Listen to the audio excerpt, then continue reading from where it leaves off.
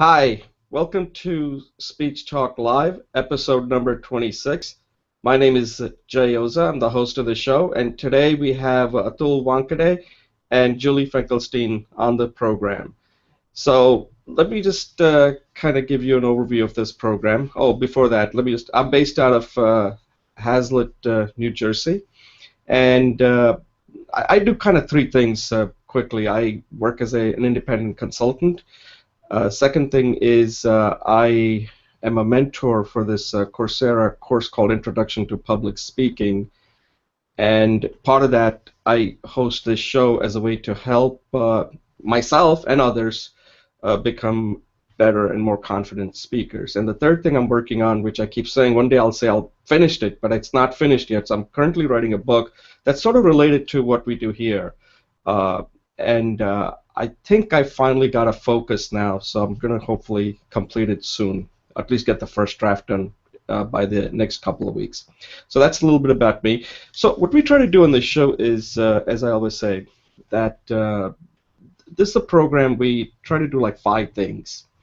One is to learn about public speaking, and I don't want to use the word public speaking. I just like to use the generic speaking because there is no such thing as public speaking, as Julie keeps reminding me, the quote that I always use. There's only good speaking and bad speaking, right? So part of this is to learn.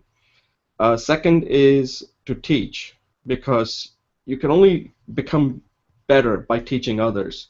So as you know, Julie and I have been on this for quite some time, and Atul has now started to join us. So part of he'll realize that he's going to be in a position to teach others because he's going to gain more experience. And he already may have quite a bit of experience since he works at a high-tech companies. But hey, there's always room to learn, right? And to teach. The third thing is we also share speeches and some of the things that we're doing as far as our public speaking journey is concerned. So this is a place where we share and then get feedback. The third thing is practice.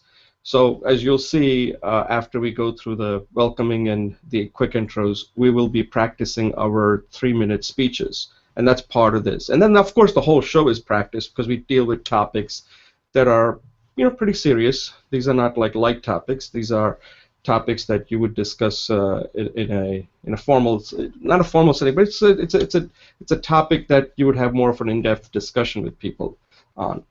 And the fifth thing is we support each other, because this is the way we tend to, we're your cheerleaders. So anything you're trying here, we're going to be rooting for you. And so that, and also at the same time, we're going to point out things that, through example, hopefully, that you can do better. So that when you go out into the real world and doing it there, it shouldn't be any different than what you're doing here. Okay, so that's the whole point of it. So that's basically what we try to accomplish. And today's show is a little bit light. I didn't make it too heavy with reviewing a lot of speeches. One of them is more, again, what we're trying to do is to teach. And I've come up with a video. I don't know if you guys had a chance to view it, but I can go over it, so it's no big deal if you haven't. On something like 5 steps I have come up with on how somebody who wants to start out. I'm sure you get these questions asked, like, how do I become a good speaker? So I've come up with 5. Actually, I added 2 more. So I will go over that, and then I'd like you to have a discussion on that and see what you think. Maybe you may have some other ideas that I'd like to find out. The second one, which I wish that Fabiana was on, because she's the one who asked me this question, so I decided that it might be something that we should discuss. And it has to do with attribution. It's something I never really gave much thought to, because I tend to follow the examples in writing, that whenever you use ideas, or if you're quoting something, you give attribution, otherwise it's considered plagiarism. The question is, what do you do when you're giving a speech? Speech is a little informal, so I just wanted to have a discussion on that with you guys, and just to see what you have to say about that. And then the third segment, I have picked out this speech by I think Julie can pronounce his name better, Jiang, and it's a very interesting speech, and also it's his own personal experience on how he overcame rejection. And I think this is pretty useful for all of us because when you give a speech, you're going to be rejected. And I like what he had to say. And he has written a book. Actually, I read the book. So we can discuss that. So that's the show. And at this point, I'd like you guys to give a quick intro, and then we'll move into our 3-minute speeches. Okay? So Atul, why don't you go next? Hi everyone. Hi Jay, hi Julie, and hello to the folks. First of all, happy Thanksgiving. I hope everybody is enjoying and having a good time for the holidays. I'm Atul Wankhede. I am based in Bellevue. I work as a software engineer. And yeah, good to be on the show. Over to you, Julie. Thanks, Atul. There's a little lag between my mute button and my hand. So my name is Julie. I've been with Jay on this program, and I also am doing the second round of the Introduction to Public Speaking classes. So I actually have a study buddy. My apologies here. I have a study buddy. He's from Germany, but I met him in Chicago, and now I'm in Stanford, but he's looking to move somewhere else. But this miracle of online is that we're going to be discussing each of the units each week. So you're welcome to join us. I'm not sure when that will be, probably Tuesdays. And hopefully, I'm not sure if he wants to post those videotapes, but if he doesn't, I will do a summary of the videotapes and post them. In addition, I am currently running a Saturday morning reading and discussion, and my basic theme is success. And I think that we all have success inside us, so the theme is uncovering our own success, what is already there. In addition, I'm going to explore adding 20 minutes to before that to do meditation because I believe in the power of meditation. And on Wednesday evenings, I'm starting a program based on there's a guy called Napoleon Hill in the 50s. He talks about masterminding group. So I want to use something similar to that format to continue manifesting our success discussion. With that, I turn over back to Jay. Thank you. Yeah, Julie, thanks a lot. I just wanted to make a comment on what you just said, that you're going to be reviewing these units. I think you should, I don't know how your study buddy feels, but I think there may be quite a few people who may be interested in that. So you could set up a hangout just like what we're doing here. I don't know, it's up to you. You can check with your study buddy and set up a time and just say, look, we're going to be, for the next 10 weeks, we're just going to have a discussion of each unit. And I think some people may find that very useful. So it's something to think about if that's something that you want to bring in other people. Typically not that many people join, but at least make an announcement saying that you're going to be doing that and see what if other people are, if anybody else is interested in that. All right, so at this point I'm going to take a brief pause and then we'll move into a three-minute segment, okay? Okay, welcome back. My name is Jay Oza. This is Speech Talk Live episode number 26. So one of the things we do starting out this program is to do I call it a 3-minute segment. And the purpose of this is to pick any topic that we're interested in and just kind of talk about it for 3 minutes. It's something that you get to practice because, let's face it, if you speak more than 3 minutes, then you're going to be a bore. And you should be able to encapsulate everything in 3 minutes. Now, if you want to be, in my case, I tend to go over 3 minutes, and somehow that happens because when you're not prepared, you tend to say a lot, and you tend to repeat a lot. Now, that's okay here, but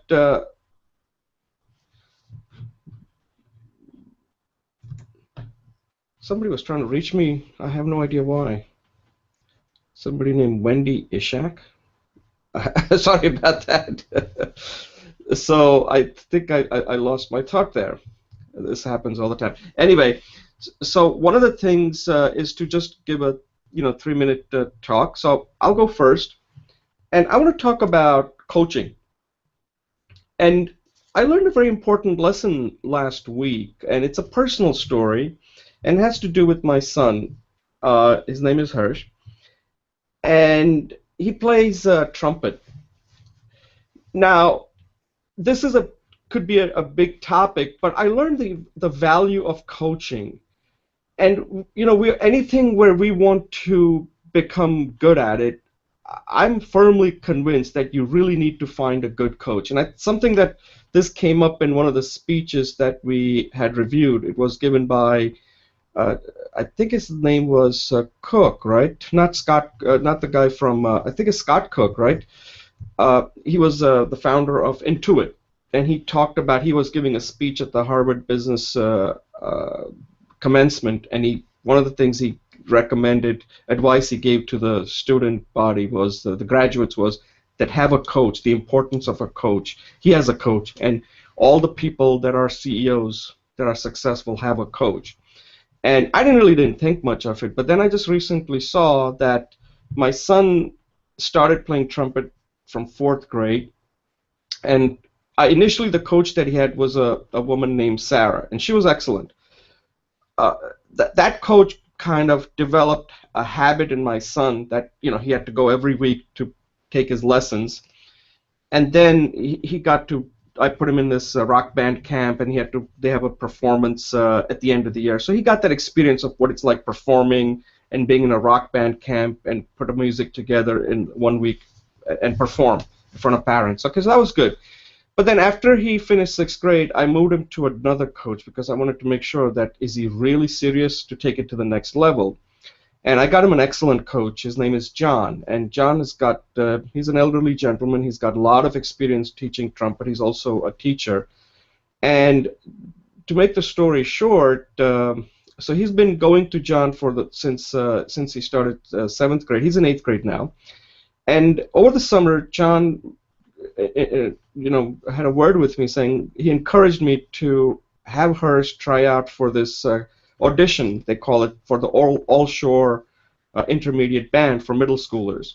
I had never even given much thought to this because, I didn't really know whether my son was that good. I said, okay, I just want him to learn to play trumpet so that it would be a social thing. He could join the marching band and play in the concert band and develop friendships that way for people who are focused on, doing something. And when he mentioned that, he said, look, Hirsch is good, but he'll need a little work, and I'm pretty sure that even if he doesn't make it, it'll be a good experience for him to do it.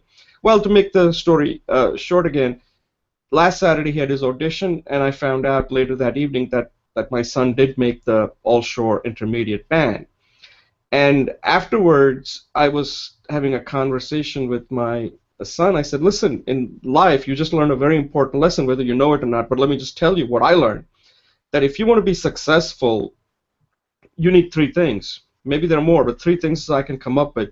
One is you need a good support system, and you have that in your parents, your sister, and your relatives. Second is you need a good coach who's going to guide you through the process, and he has a trust in you, and you follow his system. And if you know that in the past he's had successes, then you know the system works. You just have to follow it faithfully. And third is you have to be motivated and be committed to it. And I think if you do that, even if you don't make it, at least your system is right. Sometimes you don't always get what you want, but at least you did everything right.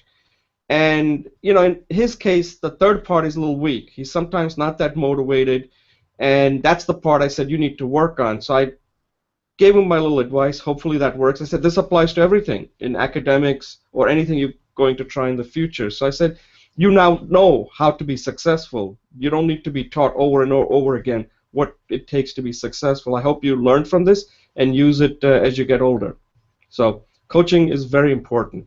It's one big part of that. Besides the support and your own motivation, coach can really streamline the process that's required for you to get to that next level and succeed. Okay, that's my 3 minute. Probably went over, but hey, that's how it goes. Julie, you want to go next? Thanks, Jay.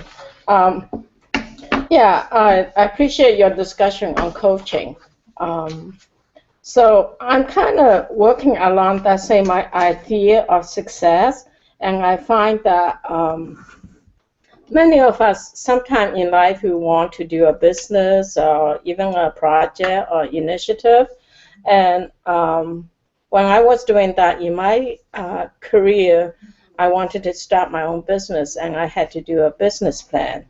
Now, business plans are great, but what I found is that it's it's not always the right place to start. And I kind of think like I create, because I was in systems, I created this thing I'm calling it the success life cycle, or the developmental stages of success. It starts with uh, four major stages, but they are not linear. They're not like a ladder that you climb up. They're more like a hurricane. There's always like something that's like in the heart of it, but everything always circles and everything moves. So the first thing in this life cycle of success is meeting people where they are at. This is supposed to help you wherever you are at. And the second thing is you have to keep at it, which is what you talked about. So the four stages for me, the first one is vision. It's just having a desire. It could be very well-defined vision, or very, if this vision, like I have a gut, I know I want to do something with my life. And the process will help to do that. The second stage is, I think, what's missing. It's before the business plan and should input into the business plan. And that I'm calling it experimentation and looking for opportunities. So you may have an idea. For example, I want to just do the success thing. There's so many people doing it already. So I have to keep trying different things to see what's attractive to people, what works, what people get, and if I want it to be a business, what the business opportunities are. So it's experimenting and seeking opportunities. Out of that, you have something that's maybe doable, and you go through a proof of concept, or the pilot stage, where you take a small model of your concept that's laid out, and you have a business plan at that point, but you do it at a granular level, at a small level. So that's the third stage, proof of concept. And the third one is the scale up to the scope you want, and maybe incremental, but it is a life-size project, whatever it is, and you have maybe stages, but it's not longer a model phase. And the fourth one is, of course, maintenance. And we know that in IT, 80% of the IT budget is in the maintenance. So there's only 20% left to do those other four stages. But it's like a seed. A seed can be very small, but it's necessary to germinate a new plant. So my success life cycle is having a gut feeling or vision, experimenting and finding opportunities, do a proof of concept or pilot, scale up to project level, and then maintaining the effort and refinement. So those are my four stages. People can start wherever they're at, but if they show up and they meet this process, it will continue to grow. So I agree with you that my speech is finished. So as linking it into your idea of coaching, I think that having a coach is really important, but more important is finding like-minded people who are committed to this process. And we can actually coach each other and grow together. And that is what Napoleon Hill devised as the mastermind project, where it's a group of people come together, make a commitment to show up, to discuss, and to support each other. So that is part of the reason why I want to do the Wednesday evening. I'm not sure what I call it. Right now I have masterminding success. So, okay, that's my speech. Thank you. Yeah, that's very good. And this what you just described applies to just about anything, right? It's Yes. it applies to, yeah, because I'm going to be using some of this. I kind of discussed that because I consider a speech as a product. Okay, Atul, you're next. Hi, that's a nice speech, Julie and Jay. That's a Yeah. great input. Yeah. What I wanted to talk today about is that last week I was browsing through Indian channels, and there was this thing, that controversy that's going on about what Amir Khan has said on the intolerance issue that is going in India. So after browsing through a channel, everywhere the message was about what Amir Khan had said, that he wanted. So Amir Khan is basically a very well-known actor in India, and currently what is happening, a little background about intolerance issue, is that the current government that is in India is a BJP, which has its roots in from RSS, which is a Hindu uh, group. So what is happening here is that there are some incidents that happened in India, and where the people think that the government has not taken enough steps to fight against, like, some issues that happened. So it started with people like writers and all returning their awards as a part of showing their intolerance uh, uh, position. So Amir Khan recently made a comment that, on a show where, he said that his wife is a little bit concerned about raising kids in India when there is this such a kind of environment. And what media is trying to do, like, what I realized, that he was just talking out his mind. He had some concerns, and he was just raising, and that was also that he didn't say it. He was just mentioning that what his wife had concern. But what media portrayed was everything, that, oh, he wants to, he doesn't feel secure, and he wants to leave country, and all those totally crap thing, where just portraying anything totally opposite. And this has created kind of, like, huge WhatsApp messages, Facebook videos, a lot of people commenting on this one, and, kind of viral kind of thing that's happening right now.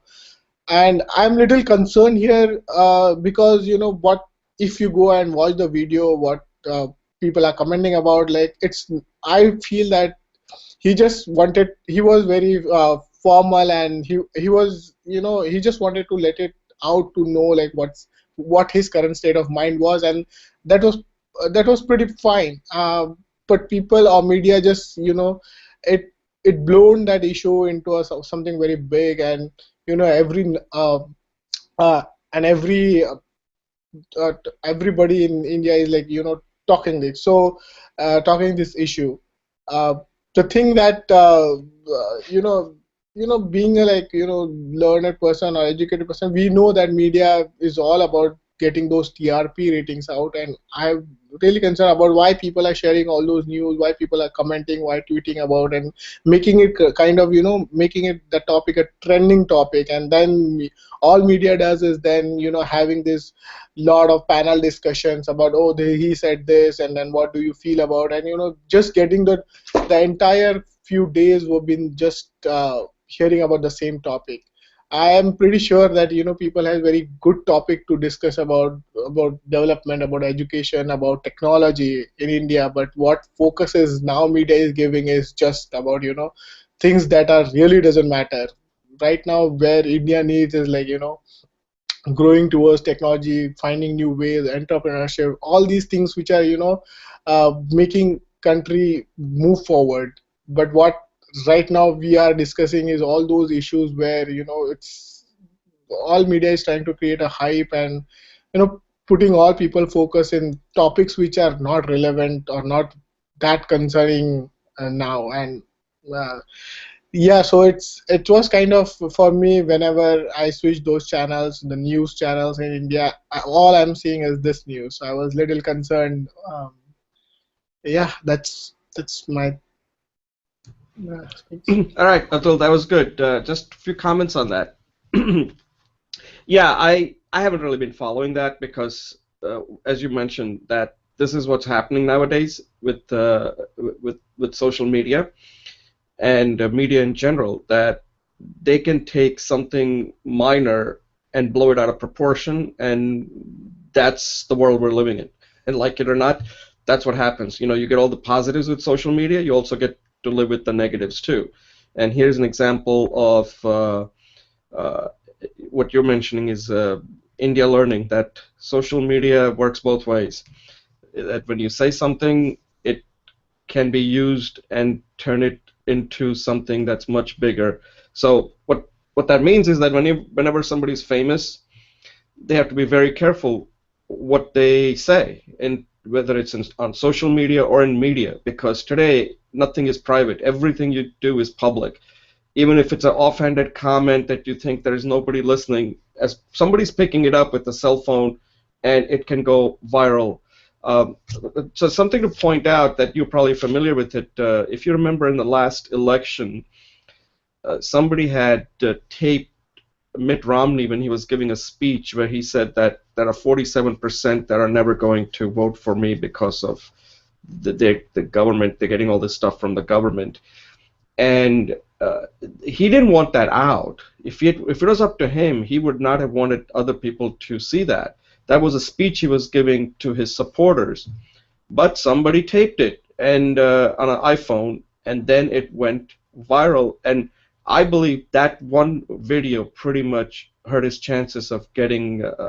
We don't know whether that would have helped, but it created a narrative that was very difficult for him to overcome. That he didn't care about, the poor people or the middle class people who were dependent on the government for some reason. It made him look like he only cared about the rich. So yeah, so the point you're making is very important, and the best thing that I would say is that just ignore it. It'll go over. Something else will replace it soon. All right. So those are excellent speeches, and now we can move to our first segment. I'm going to take a brief pause. Julie, I have muted your phone, so I don't know whether you can unmute it from there or I have to unmute it. Can you unmute it? Okay. Can you mute it back? Yeah, thanks. I didn't even realize I forgot to mute it, so feel free. Thank you. Rather than just asking me to, yeah. Because Atul was in the middle of his talk and he was very passionate about it, so I didn't want to interrupt him and break his thought there. Because while I was giving my speech, or somebody tried to call me. I had no idea who some lady named Wendy Ishak. I have no idea who she is. That's what happens. I guess I'm famous now. People are calling me while I'm in the middle of my show. That's the thing. Call me later. Anyway, at this point, I'm going to take a brief pause. Okay, welcome back. Welcome to Speech Talk Live, episode 26. My name is Jay Oza, and we're going to move to our first segment. And this is more like a discussion that I want to have with the panel here. And I'm going to kind of just, I recorded a video because this is a common question that I get asked. So I just wanted to kind of put it out on the video and then have a discussion around it. And people say, I want to become a good speaker or a confident speaker or an excellent speaker. How do I go about it? So I gave some thought to this. And I came up with, I think in the video I had 5 steps, but I'm going to include one more. And I'm going to go through this quickly because I want to get your thoughts on it. What do you have you given thought to this, and what would you suggest? So I tell people that the first thing you need to do is to record your personal goals video.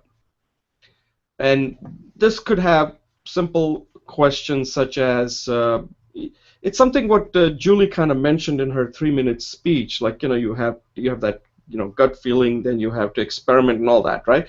But this is kind of formalizing the process, that if you don't make your first video, then I don't know what your level of commitment is on becoming a good speaker. So here you want to basically just keep it to yourself and maybe share it with 1 or 2 people that are going to keep you accountable, like she said, with the mastermind. So you can create this one buddy of yours that you're working with. And like Judy mentioned, she's working with her buddy from Germany. And the purpose of this is you just answer 5 questions, or you can answer 3 questions. It's up to you. The first question would be why do you want to improve your public speaking skills? Then, how do you plan to do it? What are the things you plan to do, and how are you going to measure yourself? Because that's important. The third is more aspirational. Once you become an excellent speaker, what do you plan to do with that? you know, is it more so that you can have meaningful conversations with people, to do well in job interviews, to give speeches in front of a small group, sales, whatever? You need to define that. Then the other thing is like, who is that one person who's going to kick your butt if you don't do it? You know, who's that one person that you're going to pretty much give him or her complete freedom and say, listen, if I'm falling off the wagon, you have a right to call me up on it. You know, raise the flag and get me back on track. You got to give that person that level of authority to do that. The fifth one is more for you. Like, what if you don't do it? What happens? So these are the 5 questions I've come up with. You may have your own. So that's the first video, which I think is the most important, because if you don't make that first video, it's easy to lose track and not be committed and have that discipline. So I think that first video is very important. And then the second thing that I tell people, and this is something I just came up with it recently, so this is something I'm working on right now, is what I'm calling it the 330 challenge. And what this is every day for the next 30 days, record a 3-minute video, kind of what we just did, but just make it more formalized, do maybe at most 3 takes, and record one every 30 days. It may sound like a lot, but it's not. You'll start becoming better at it. And I can spit out probably like 5. I already have topics that I've jotted down because now I'm focused on it, and I already have like 5 topics that I'm going to work on right after this is done. And I'll have 5 of them done hopefully by the end of today. Well, that's my goal. I'm not sure whether I'm going to achieve that. So you want these 30 videos. The reason for this is that you need a baseline on where you stand, right? You need a baseline measurement on what your speaking skills really like. And again, some of these are going to be good, some of these are going to be okay, and some of these are going to be terrible, but just do them, because that's where you're going to find out. The third step would be to take the Coursera course that we all have taken here. That's the Introduction to Public Speaking course on the Coursera on-demand platform that's taught by Dr. Matt McGarrity from University of Washington. I think the course is excellent. There's nothing, I don't see anything wrong with this course. The good thing about this course is you get to record 4 speeches and then get peer-reviewed: intro, impromptu, informative, and persuasive. If you go through this course once, which very few people actually do and complete, you're almost way ahead of, I would say, I don't know, percentages-wise, 99% if you do that. So, because I've seen it, less than 1% I come across that actually ever finished this course. Then you've got it. So these are the basic stuff, right? So the personal video, the 330 challenge, and take the Coursera course once. If you do that, believe me, you're going to become a good speaker, okay? Unless you're just winging it and not even doing any kind of self-evaluation. Then if you want to step it up, and this is where Julie is right now, she's repeating the course again. And this is, I kind of cutely call it taekwondo, right? Like taekwondo, I don't know if you know how that works, where you have to go through all the belts. And then once you get the black belt, you think you're done, and they tell you, the sensei or whatever they're called, that no, you got to now, if you go through it again, you get stripes. So it continues till you get to the Grand Master level, which could be like level 9 or something. Anyway, so if you repeat that, now I've repeated this Coursera course 4 times, okay? So I know that each time, and I have all the speeches that are, I've actually just wrote a blog, and I included all the speeches that I have recorded. So you need to document that. And if you go through it 4 times, you're going to improve each time. And I believe I have improved every time I've gone through the course. I've learned new things, and I've tried different things. So that's step number 4. And again, you can do it 3 times, 4 times. I plan to go through it at least once a year. That's my goal. The 5th step is something that's a little advanced. And here's what I called speech splits.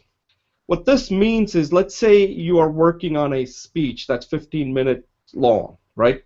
And now this could be like if you were asked to give a speech at a job interview, which I have. I have actually gone and given a speech at a job interview, which I actually look forward to doing. But what if you are not going to get that 15 minutes? What if like some executive says, oh, I have a busy, I can't really come to that. Then you need some 3-minute speech also that you need to prepare. So you take a 15-minute and split it into 3-minute, 5-minute, and even 30 seconds. Now this could come in very handy. For example, like one time I had attended an interview. The executive could not see me. And I didn't do this, but now if I had known, I would have done it. I would have said to the manager, said, listen, I would definitely like to meet with her for at least 3 minutes, and that's it. So if you can squeeze 3 minutes, I would really appreciate it. And I would have given her that 3-minute speech. I think that's important. The sixth thing is kind of what we're doing here. That is going on YouTube, and these are all recorded. So this is giving us confidence, and we're taking it to the next level. So this is kind of an advanced level where we're recording videos, we're testing out things like what Julia's mentioned. We're experimenting with a lot of different things, and also the show is kind of a way for us to take it to the next level by coming on it either as a host or as a panelist or whatever, guest, whatever. This is the way to do it, right? And then the seventh step is the ultimate, right? If somebody actually pays you to give speeches. So I'm not at that point yet. Nobody's paid me. Maybe a couple of nickels here and there. Even that I haven't gotten. But that's the goal, right? If the seventh step is when people saying, hey, you know, I really like what you have to say. I'm willing to pay for you to come in and give a talk. So if you can get to that, I think Julie's close to that. So Julie can be our first person here who will actually show us a check she gets from giving speeches on mindfulness or business. So those are the 7 steps that I have come up with that you can, it's a journey, right? That you can start and work your way towards becoming a good to excellent or great speaker. So, Julie, what do you think? You're actually doing some of these things. What would you suggest if somebody came to you? Is any of these things make sense, or there are some things that you would also include? Yeah, Jay, thank you. So I did watch your video, and I thought that it's kind of like what you were talking about last week, which was the lean speech technology. And I think that lean speech technology is I like that title, lean communication technology. I think these are great. I think your idea of making a personal goal, you know, you kind of put your dime down when you make a declaration. And you know, Goethe says when you imagine it, there is power to it. All sort of magic comes to what you want to do. So make a declaration has a certain kind of magical power to making things happen. You know, shit or get off the park, since you say obscenity is okay. And I like your questions. I think why is good, you know, the how is good, the goal is good, who to keep you accountable. Definitely a study buddy is very powerful. My study buddy I found from the public speaking class, and we started last year, and then he had to take a break because of his life problems. Not problems, his life goals. You know, he wanted to travel and stuff, and we are reconnecting again, and we're going to go through the second round. He's also finished the first round. I like the idea what you said. What do you lose if you quit? You know, because I had that opposite idea, which is don't give up. You know, don't give up. Just show up. And I think there's magic to that idea of not giving up and showing up. I like your 30-30 challenge. 3 in 30 challenge. But when you refine it that we have to do 3 speeches a day, we have to do 3 takes before we publish something, that intimidated me. So I'm revising that. I think I'll start in January. I'm going to call it 30 in 90. Which means I'll do 1 a day, but I'll do it for 3 days on the same topic. So it's the only 3rd one that's released. There's a guy called John Maxwell, Maxwell Maltz, and he's a psychologist. And he says that when you do something for 30 days, it habituates itself. And this is not Max, but someone else says when you do it in 90 days, it really integrates into your cellular system. It becomes a part of you. So I'm thinking in January I'll do that. I like, to respect the time, I like everything you said. I particularly what you call the split speech. I will call it modular speech. which is to do a plug and play. You could have 3 minutes of the whole topic, but then you can have 3 minutes of a core concept. So the whole idea is just like when you develop a system, modular units becomes adaptable and reusable. So I would just call it modularize your speech. But overall, I think those are all great ideas, and I look forward to your forthcoming book. Thank you. Yeah, one comment on that. That the 3:30 challenge. What I meant by that, just want to clarify. Just Atul, I don't know if you're familiar with this. It's just as I mentioned, it's simple, right? You do a 3-minute. You kind of did that before, but Right. this is something you're focusing on. What I said is that you don't want to do more than 3 takes. So I'm not saying you have to do 3 takes. If you're satisfied with 1 take, then go with it.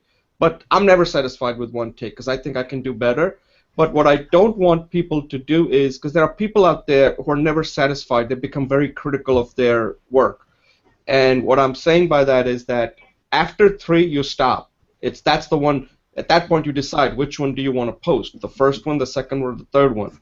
And that way you get an idea whether you improved, because sometimes you may stumble on a word and you may not want to. When I stumble on a word, I don't count that. I'm saying when you complete the whole 3-minute, then you get to decide which one do you want to post. But you don't want to keep doing takes after takes, so then it doesn't improve that much. You can't improve that much. And this is just, like I said, you want to get 30 done. So that's what I meant by that, Julie, that you don't want to do more than 3 takes because otherwise you'll end up you'll never post it. And the point of this is you do want to start posting it. Atul, what did you think of it? Any comments or what would you add to this? Yeah, basically, definitely. First, I wanted to just start with your talk about that 5 things you said. The goal one is definitely what I really like it is because unless you set a goal, you don't know where it's like where you want to end or where you want to reach basically. And the what other part what I noticed, like you said, like share it with only one person. Sometimes I notice that if you share it with multiple people, it kind of it kind of builds up kind of a small pressure kind of things with on you that oh you want to do something and then people will that sometimes might keep you motivated as well if you share it with number of people and sometimes it might be just that you might get overburdened because people will definitely will keep you asking or coming back to the question oh what happened with your stuff or how it is going and then it kind of keeps you motivated if you try to share the 3:30 challenge which you said, Jay, I tried to do it, but it like 3 times that doing the same thing, and it was kind of a bit, as Julie mentioned, same feeling for me too. And so what I was planning to do it is somewhere, in the December time frame where before that I wanted to go through the Coursera course of Introduction to Public Speaking at least once. I know I had joined it, but I didn't do it last time, and this time I'm going to definitely do this course. Um, and yes, what you said about the other things about documenting and getting your speech reviewed is very important here. And definitely because unless you review, you don't know what went wrong or how you can do it better. So I guess review is important part of that thing. Yeah, I totally agree with Julie about the 30 days to continue a thing about the habit. It's I heard about 21 days, just like 21 days is the ideal time where if you do something for continuously for 21 days or this, it will basically you will get into that habit of doing the same thing and again. So it will basically you will imbibe it if you continue to do the same thing. It's just like even a small thing of waking up early in the morning, we try, sometimes we do, we don't. And if the small step here was just basically to wake up continuously for 21 days in the morning a little bit early, and then that you get used to it sooner or later. Yeah, so that's from my side, Jay. Yeah, so let me comment on one thing you said there regarding then I'll have a question that I want to ask you guys. So let me comment on this thing. When you say share it with multiple people, the reason I said one is because this is the person that you really trust, right? Because when you share it with a lot of people, they may not really help you that much. So this one person who really is going to know what you're doing. It is sort of, I think ideally is what Julie's doing would be the right way to do it. You find another study buddy that's doing it with you, because you don't want to do it with somebody who has not taken the course, gone down that path, right? And they could actually hurt you more than help you, right? So you want to be careful there. That's why I said that start with one, and if you got other people that you can trust, because otherwise people are not invested in you. You want somebody that's really invested in you. So that's why you want to be careful before you start bringing more people into it. Okay. The other thing that I want you guys to tell me is which order makes more sense. Like after you do your personal goals video, does it make more sense to come up with a baseline? Because you said you had difficulty with the 330. Should that be the next step? Or the better step is to kind of ease your way into it and take the Coursera course, go through it once, and then come back to it and say, okay, now I've taken this course, now I'm ready to do 330 challenge, and then repeat the course again. So that ordering does make a big difference on how successful you're going to be. And something that you just said tells me that maybe the 330 coming right after the personal goals may get some people not even get started. They may just quit and say, oh, this is too difficult, and they may need more time. So maybe taking the course as the second step may be more preferable. It could be changed, but I just wanted to get your feedback on that. What do you think is more effective? Atul, you want to go next? Yeah, basically that's exactly I definitely the 330 channel was a little bit intimidating for me as I heard, and I tried I gave like half an hour, 45 minutes of my time to try and see and take two recording, but I then thought like maybe I should do something, some formal process of going through some Coursera course. So that will what that will do is that will basically get my speeches reviewed. That will give me a little bit kind of confidence. Where am I heading in the right direction? What should I look for in those 3 for 30 challenges kind of thing? And remember, this is like doing the speeches 3 times, or maybe at least 3 times. If you are like very good, then you can just finish it in one time. But definitely for the starter, it won't be the case. He would definitely think that, oh, I need to, I stumble about this work. I started here. I did this, and he will not be very comfortable in posting that kind of novice kind of video where he's not very confident that is it ready? Is it yet ready to push? So doing that course would definitely, I think, will make that process a little better, or he will be more confident in just going ahead with the challenge. This one. Okay. Yeah, I think you're right. So I'm going to change that. That makes more sense because that's the feedback I wanted. That 330 may be too intimidating, and it may lead people to quit, saying, this is just too difficult. I can't do it. And the course and then of course when you take it, repeat it again, then you can decide how you want to take the course the second time. So I think what you said makes a lot of sense. What happened to Julie? Is she still there? All right. I'm here. Okay. Here. Julie, what do you think regarding switching that order, 2 to 3 order? Yeah. Like what Atul just said, take the course first, because after the goals, people need that time to kind of ease their way into speaking. Like you said, some people have a lot of fear, and then once they complete, like you're in a point now that you completed the course, so 330 is not going to be intimidating for you. And then after you do the 330, you can now repeat the course the second time, because now you don't have to follow it exactly the way, because you already have gone through the material, and you even made notes on that material. So then you can just focus on the speeches. So what do you think of that? Yeah, you know what I always try to look at everything in terms of a system life cycle, and that sometimes we need parallel pathing. So to me, I absolutely agree that taking the course with Atul and you is really fundamental, because it's a skills-based approach. You get the skills and the techniques you need to improve speech. But the other thing is to continuation of the process. At the same time, I would say find your support group. Whether it's a study buddy or a group of people, as Atul says, coming to the Saturday reading program, or if you will accept them even there at the beginning levels, that have them do something where they're not alone. Because public speaking, as you know, I've said many times, is one of the fundamental fears of human psyche.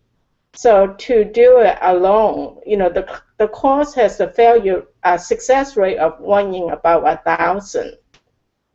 So to increase those odds, I can guarantee you that if you have a friend or 2 or 3 friends or a study group, the odds really accelerate amazingly. So if I look at it in terms of 2 things. One is, if you look at timeline, there's critical paths and there's parallel paths, right?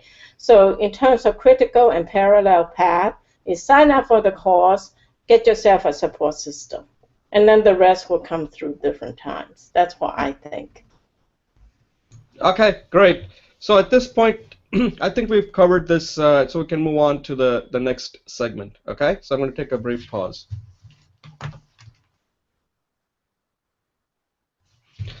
Okay, welcome to Speech Talk Live, episode 26, segment number 2. This is probably going to be a short segment. We'll see. We always think these are going to be short segments, and then we have a real excellent discussion, and they turn into a 30-minute segment, even though our plan is to have a 15-minute segment. So we'll see if we can do this in 15 minutes. So this was a segment that I created because sometimes I like to answer questions rather than just keep reviewing speeches, because I think we've reviewed lots of speeches now, and those are good. And I'd like to have more of a discussion on what people are going through as they're trying to become good to excellent speakers. And one of the questions that came up was from Fabiana, and she's from Brazil, and I've been exchanging emails with her, and she recorded her introductory video, and she wants to come on the show, but I don't know what happens, and somehow today something must have come up, so she's not on the show. And as she is working on her speech, her 3-minute speech she was working on was about trying to sell Brazil to us, and I said, that's excellent, I'm already sold, but hey, it doesn't hurt to sell to me again. So she was going to work on that. In fact, she did that in her introductory speech. So I said, just focus on that, and that would be a good topic in 3 minutes. If you have 3 minutes to sell your country, that's great. I'm sure it probably would require more than that, but anything can be done in 3 minutes. So she was asking me, like, if she's getting information from different sources, what does she do with it when she's giving a speech? And I had never really given that much thought to this, because I tend to follow the rules from writing, that if you are using somebody's ideas or quotes or anything, it's important to give the attribution, because it's the right thing to do. And in writing, if you don't do it, that's considered plagiarism, which is bad. You don't want to do it. So I started thinking about it, and I said, I came up with 3 reasons why it's important to give the attribution. But I said one thing you want to be careful is you don't want to keep attributing too many things, right? You need to structure your speech in such a way that you pick one item and attribute it, and then you can then give your point of view on it. And I said there are 3 reasons. One is honesty, because you want to be honest. If some idea you got from reading a book or watching a program or movie, it's important to give the attribution, because that is the right thing to do. The integrity is very important there. The second is it adds to your credibility. So if I hear something on, just for example, Oprah, and if Oprah says something about public speaking, that you should have a personal goals video. I don't know whether she said it or not, but let's say I watched a program where she said it, and that's where the idea, I got the idea from it.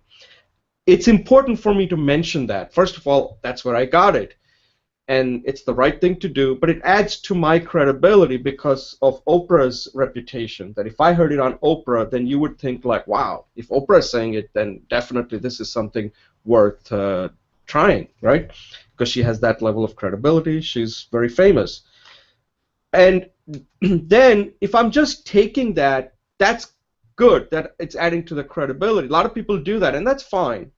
But I'll take it a step beyond that, and I call this the creativity part, where you add your own insight or your own perspective.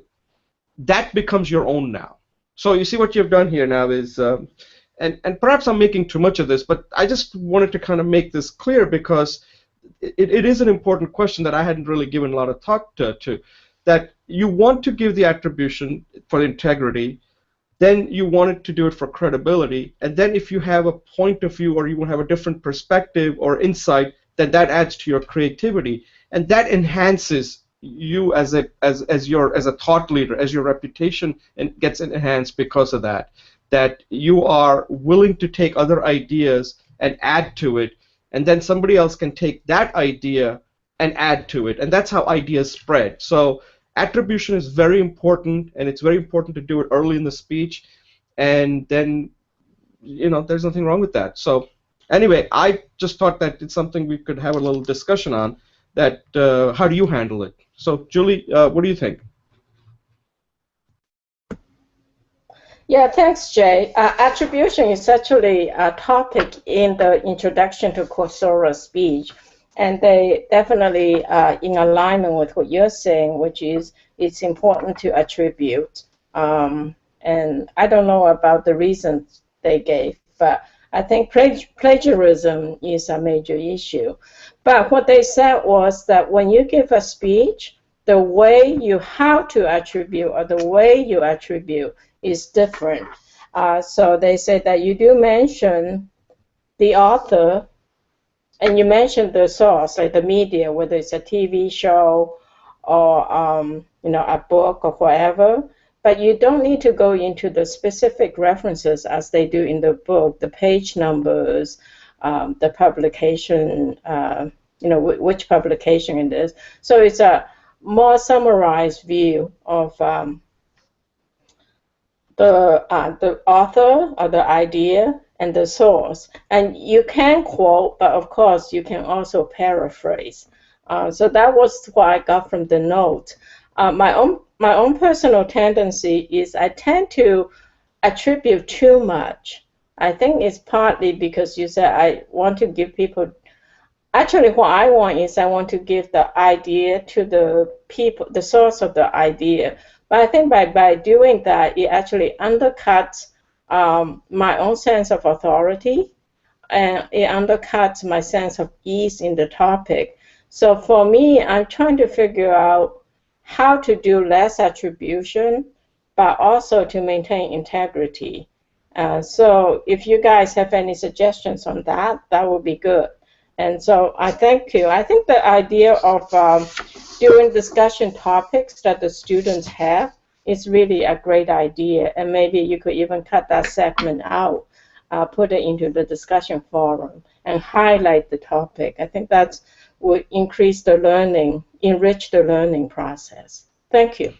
Yeah, thanks, Julie. So one thing I did before I go to Atul, that I pinned a question, or I opened a thread, that if anybody has a question that they want us to address on the show, then they can just post it. And I said, preferably, I said I'll give a higher priority to people who do it using video. If they can post a YouTube video with any kind of questions they have or something they would like us to address in more detail. But so far, I haven't got any takers. so this attribution I came up with is because this was an email that was sent to me by Fabiana, and I said, okay, this is good. Since I didn't get it on the on-demand platform, that I can address it, since it's something that if she has that question, I'm sure other people also have that question. And then I said, oh, there's a lot here that we can discuss. And I'm going to get back to the question that you asked, what you can do. But I want Atul to give us his thoughts on what he does, or if he has any thoughts on attribution and how he handles it. Atul? Yeah, basically you guys covered it both. I mean, I agree with Julie. Is if you have too much attribution in the speech, then it lessens your credit, or it makes you that it's like two things. One thing, it can indicate that, oh, you are a learned person because you have read so things, and you are attributing a lot of things. But on the other side, it also gives like, oh, I mean, the people want to hear the person's thought, not about a gathering of his thought from other people and just putting it in speech and telling his own thoughts or own interpretation of some things, rather than getting interpreting X person meant this, Y person did this, and kind of putting a lot of attribution in speech. So even I want to get around how to uh, either not bringing, or can we skip those attributions which are really doesn't. Sometimes you are giving speech which is not like just like book, for example. Book, it is very, otherwise in writing it will be plagiarism, where if you don't quote it, somebody can sue you. But does that happen in speeches, that, oh, it's fine if we don't attribute? It's like a gray area. Can we skip sometimes some things which are really not mandatory, to just tell that, okay, this is uh, I got it from here or something? Can I just without losing the integrity, can we skip some things here? This was my question. Yeah, so let me address that. So you guys have all seen like technical abstracts, right? Like you know what they look like. If you ever go through them, there are like tons of attribution. It's like there's an attribution after attribution, like every single sentence, it seems like. You don't want to do that in a speech. You're not giving an abstract, okay? So with speech, you have a lot of flexibility. And if you got more than one attribution, unless, let's say, your speech is such that there are three parts to it, three examples, 1, 2, and 3, that might be okay if you are going to. I'm sure there's some kind of formula. I don't know whether the course covers it or not, but if you have too many attribution, that means your speech is not organized properly, because you should just narrow it to just one specific topic. So let me just give you an example. I just put this on the 330 challenge on the G Plus community. And I took this, and something we covered in one of the episodes, but I wanted to expand on it. And it had to do with this one scene from the movie Godfather Part 2.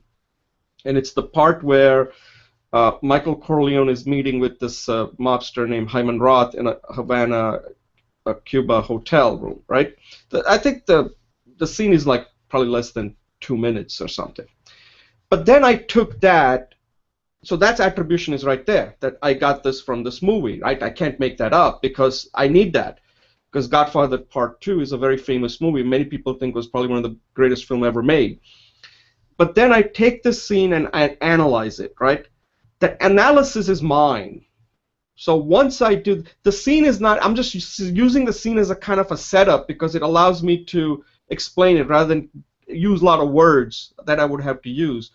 But then the whole analysis is all mine there, right? It's all pretty much mine now. I'm not, in this one, I don't take any scientific I could bring in if I wanted to really do an in-depth analysis.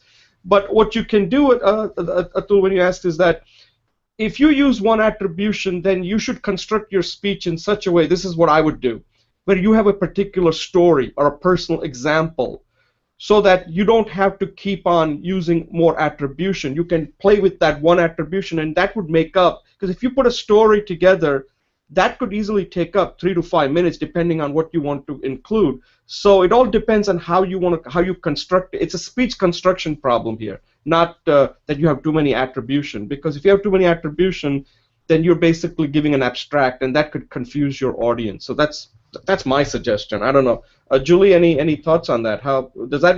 Because you mentioned the same thing that Atul did. And what I'm saying is that you need to look at your speech and come up with some examples, personal examples or other examples, so that one attribution you can do a lot with it. Yeah, I agree with Atul, and thank you for answering. So what I got from what you said is just find a key idea, attribute that, and then use your own reaction, and you don't have to attribute every idea that you have with response to that. So example, if I have a point A I want to talk about, I can attribute that. But in my responses, some of my ideas may come from other people. But if I'm using it for my own purposes, I may not need to attribute that, unless it's, it's such a leading edge idea, but not everything from everywhere. That's what I got, and I appreciate that. Is that Yeah, right? because you always talk about that book, Search Inside Yourself, right? That book is something you always attribute, you always use quite a bit. So if you take an idea and say, by the way, here's something that I got from Search Inside Yourself from, I forgot the author's name, and then saying, but let me tell you how I'm using this, like that, something like that. You get the idea. Atul, any closing thoughts? That's it. I mean, I got to your point, Jay. Like taking one idea, like taking the reference from the Godfather thing which you told, like have something and then based everything on that one rather than splitting your speech into multiple attributions. So that means it's basically you have to make your speech based on one idea on the reference rather than putting uh, different pieces. Like it's like stitching your speech with attributes then instead of doing that. Yeah. So So just if you have an issue with a lot of attribution, then I say revisit your speech and just pick only one and saying what can I do with this, and then you build your speech using that one idea. Because remember, speech is informal, right? You're having a conversation, so you're not giving an abstract. This is not an abstract dump because people don't even read abstracts. I heard like when somebody publishes an abstract, at most there are only 5 people who ever read it. So that's not what you want in a speech. You want your speech to be shared and people to take action. So that's I think we covered this. All right, so I'll move to the next segment. Welcome to Speech Talk Live, episode 26, segment number 3. And in this segment, we're going to review and discuss a speech that was given at a TEDx event by Jiang. And I may not be pronouncing his name correctly. We'll have Julie correct me on that. But he gives this speech on rejection. I thought it was a very interesting speech for a number of reasons. First is he's very authentic, right? This is his personal experience on how he wanted to get funding. Like he gives a whole history of how he admired Bill Gates, and he came to America and started a company, and then things didn't turn out right. He didn't become the next Bill Gates, but he learned something important in life that may even be more important, which is we all deal with, right? That when he didn't get the funding, he was kind of taken back, like he said in the speech, it's impersonal and personal. But what do you do with it? We all get rejected, right? And he really, rather than just saying, okay, I will just try again, he wanted to get to the root of it, that it's not that easy. You know, when people said failure, right? Fail fast, fail fast. And what Jiang is saying is something that people don't talk about that in Silicon Valley, which is like, failing fast isn't that simple because you are getting rejected. In order to fail fast, you first need to understand what that feels like, and you can't just ignore that feeling and saying, "Oh, rejection is okay." It's not okay. You have to kind of get to the top of it. What does that really feel like? And I think he gets to the root of it, that what rejection really feels like as he goes through his process, 100 days of getting rejected, doing all his whole purpose is to get rejected. He said, I need to kind of completely suck it out of my system so that I know it inside out, what it feels like and what I don't want it'll hurt, and how to overcome it and not take it personally. And in the process, I think he's done us a lot of favor because he's really analyzed this one thing that most of us don't want to deal with. We just get rejected. We just say, just move on, move on. And what he's saying, it's not that easy to move on. You have to first understand what rejection is all about. And along the way, he makes this a very humorous speech, and he calls it, before donuts and after donuts, right? That's how he classifies it, where he goes to the drive-in, I think it was Krispy Kreme, and he asked these donuts to be made up like an Olympic rings, and he was quite surprised. This woman actually did it for him, and then she was so gracious about it and didn't even take any money from him. And he learned a very important lesson that if you ask with a purpose and you look like you're authentic, you'll be surprised what you'll get. And he learned a lot. And one of the things at the end he kind of summarizes is that rejection is constant, right? We're all going to get rejected. If you give a speech, and I'd like to give an example of this from a movie. If you ever seen this movie, Jerry Maguire, that's with Tom Cruise and Renee Zellweger. And Jerry gets fired. He had come up with this mission statement on how to do business at this sports agency that he's working at. And obviously, the company executives don't think that's how they want to do business, and they fire him. And as he's leaving, he thought that since he had done a great job, that people would be willing to join him as he's opening his own agency, that he's going to do it the right way, right? Where ethics and morality, all that's going to play an important role. And he asked these people, and he gives this passionate speech, like, farewell speech, right, before he exits the company's premises. And he's asking them, like, who's willing to join him, and nobody joins him. Even though these are the people he has worked with for a long time, they probably went out for lunch, dinner, whatever.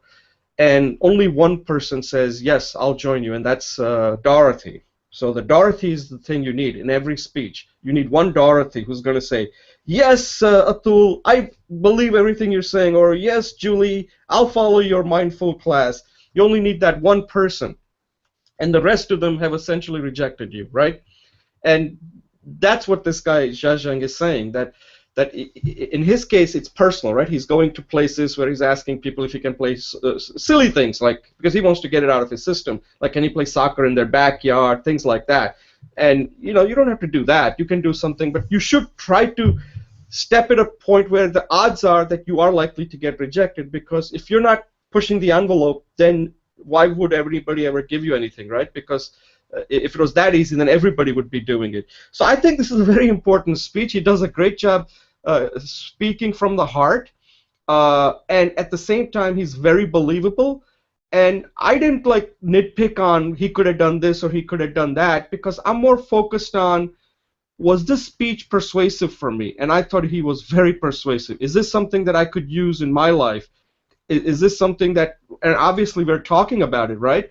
So I thought this was an excellent speech. That's how I measure when it comes to speeches. And I think he did a fantastic job at this, describing his own personal experience and what he's doing and how he's taking it to the next level and helping people like us. Julie, and how do you pronounce that name? And what do you think of this speech and what the message he is conveying here? I think you pronounced it great, because I don't, with Chinese, there are different phonetic sounds, and I can't tell by the spelling of it. So I think what you said is great. And I thought this was a great speech. And you used the sentence that, and I'm going to keep it short so there's time for everybody.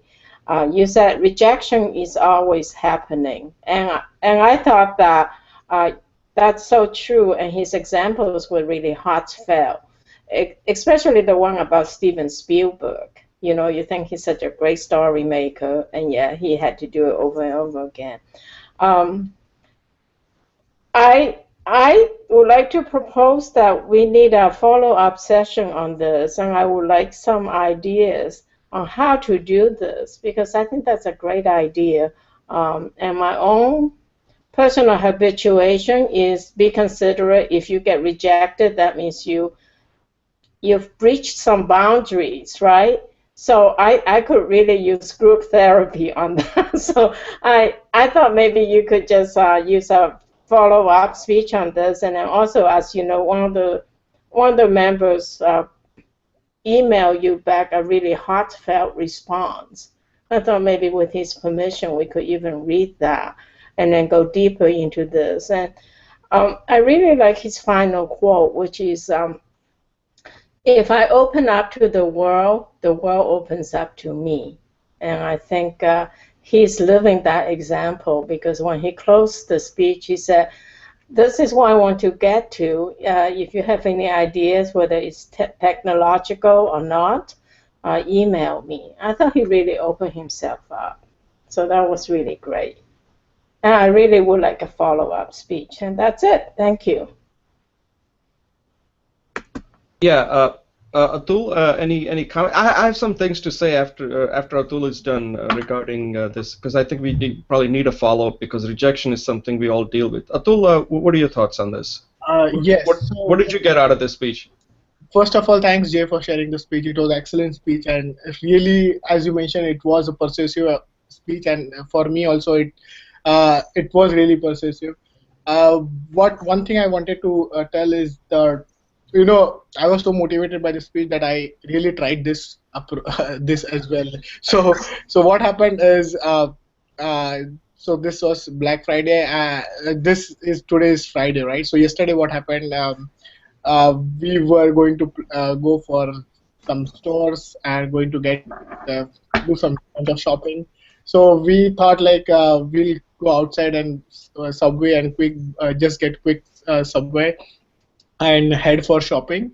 So since the day before yesterday I seen this one, so I thought I'll just try this rejection approach. So I went to Subway and I basically asked the guy, hey, happy Thanksgiving. Is there an offer like throw one on one free kind of stuff? So, but I didn't demand it so that's I mean actually I should have said like, oh, give me one more free or kind of stuff. But what I kind of made it a little polite and little humorous. And the response I got was like, he started looking somewhere where he thought that there is actually some kind of deal that is he is supposed to give and is not giving. And, so I did try his thing. And so I was rejected, definitely. I was expecting that as well. So I didn't feel bad or anything about it. The good thing was that he played a trick on me. So when I gave my credit card, he swiped it and said, hey, it's not working. And I was like, what, really? And then he said, hey, I'm just kidding. so so it was fun. So what I noticed is that rejections will matter only when you are passionate about some things and that got rejected. So you really want something, or you really want, or for example, you are really want a job and there you get rejected will matter more rather than you already have a job and you are just applying for 4 or 5 posts and you just wanted to get some kind of backup offer to back up so that you can tell other company that, hey, I have 3 other offers. And so in this case what will happen is, you even if you're rejected, you won't feel the pain of being rejected. So so this, I mean, based on even my yesterday's experience about trying the rejection thing, I noticed that you will feel the pain of rejection when about only things that will matter to you most.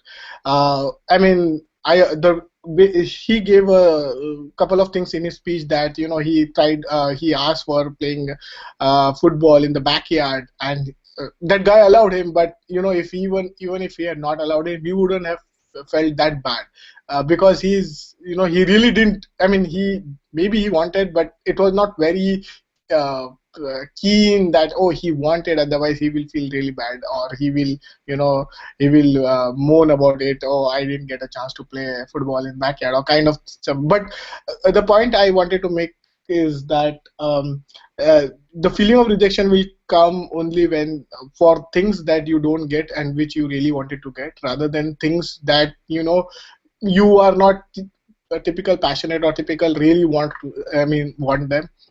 But it is a good approach. What I wanted to share is that it is still a good approach, because typically a rejection of any kind is we will take it with some pinch of salt. I mean, we'll not make it, we'll still feel it a little bit, not to the extent where we might feel when we don't get a job which we really wanted, or we want something that we really care, but it will still give you the small feeling. And the other thing is, in my case, what I got was, the humorous kind of nature, the other person tried a trick on me as well. So it kind of started a good day for me and for him also, and we discussed other things just because of this joke about what's plan and all those things, which I generally, I would just go order and thanks and just leave, rather than spending, at least 5 minutes talking to him about his plans and he asking me what are your plans and where are you going and all those like chit chat thing, more kind of human connection. Um, yeah, it was good. So thanks, Jay, for sharing. And I think I agree with Julie, we should do a follow-up post on this one because I think it's a big topic. It's some topic we can definitely discuss and see how we can, put it in our lives and get more out of this philosophy of rejection. Yeah, so that's good. So you tried it. See, that's the thing. Trying is the main thing because you never know, right?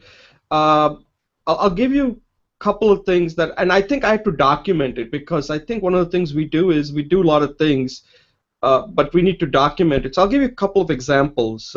Like I go to a park, right? In fact, I might go after this is over because I want to get some exercise. And everybody that I pass by, I will say hi to them. Okay, now you might say, well, what's the big deal about that?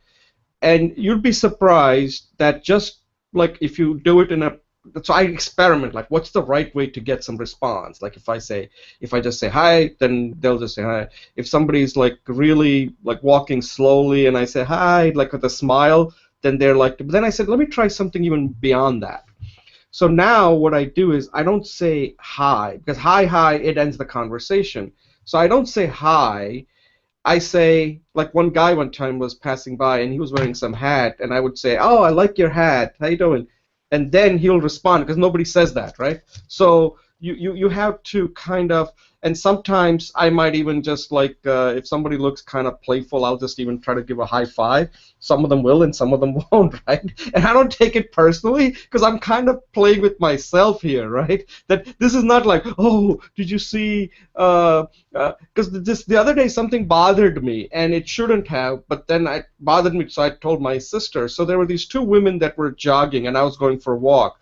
And I kind of got out of their way because they were like talking to each other, and I actually moved off the curb on the road so that they didn't have to, go one after the other. And when they were passing me, I said hi, and they didn't even say anything. And again, the right thing to do is somebody who gets out of your way, at least out of courtesy, just say thank you. They didn't do anything, just like jogged right past me like I didn't even exist. And that happens, I felt a little bad because I said, listen, I didn't have to get out of their way. I just did them a favor, right? As a kind of a courtesy, like, hey, look, I'm just being nice to them. And they didn't even have the courtesy to even say hi to me, like I didn't even exist. So I said, you know what? That's what happens. That's what rejection is, that you can't take these things personally. And well, maybe I'm telling you, otherwise I wouldn't be telling you it right now. But what I'm saying is that because I'm telling you, it gives me a chance to kind of think more about it. What does that mean? That did I do the right thing, or I did the right thing, and maybe my expectations were high, and that's the whole point. That if you're expecting something, then you're going to take it personally. And in your case, you weren't expecting them to do it, right? But you got to ask. You have the courage to ask. A lot of people don't even, like if I tell my dad, it's, oh, they'll never go for it. But I said, Dad, wait a second. How would you know? You don't know them. They might say yes. So you always have to, I'll give you another example, and I know I'm taking to it. One time I went to Joseph A. Bank to buy pants last time. And I said, you know what? Let me ask. I said, I bought these pants when they were on sale, when it came down to turn out to be like $50 per pants, right? And I said, they had a sale, and the guy said, no, we can't give it to you for $50. I just can't. So I just left. I asked, but I left. I said, you know what? I'm not going to give him a win now. I'll go home and then do some research and see if there's any better deal out there. And if not, then I'll just come back and buy it and not make a deal about it. So that's exactly what I did. I asked, I said, listen, I got these pants last time for $50. He said, no, it's on sale. You can get something, 2 for something. But I said, what if I buy 3? So I tried all these things, right? But this guy had no power. Sometimes you got to realize these people that you're being rejected, they have no power to say yes. But it doesn't mean, that means it's even easier for you to ask, because they're just going to say, like how can I how can I get it? So part of it is that in order to get rejected, you should try to find out at what point there is that bar that they cannot go past. Until you know what that bar is, you're just rejecting yourself. Julie, any closing thoughts? Yeah, really, thank you so much for this great meeting, and I really appreciate all the prep work you do, and I know it's a lot, so I really want to say thank you. Oh, thanks a lot. Atul, any closing thoughts on this topic on rejection, and then we'll close it out.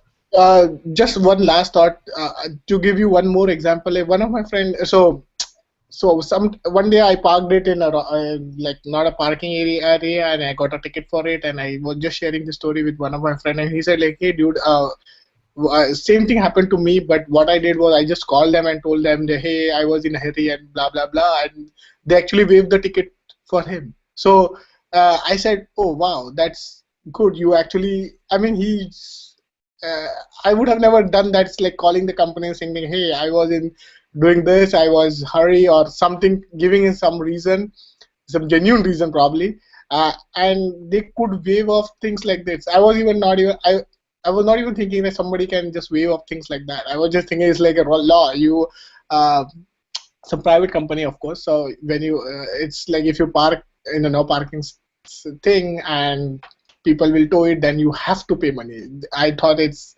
uh, it's just a law. I mean, you cannot. There is no way of you calling and then they will be saying that, hey, it's fine. You can, we won't charge you. So it's sometimes you just have to ask. What I realize from that small thing is ask and see if people, if they can do something for you. I mean, that's, and it's okay. They can say no and it should be fine. But the point here is to ask, and yeah, that's. Yeah, there is a research done here.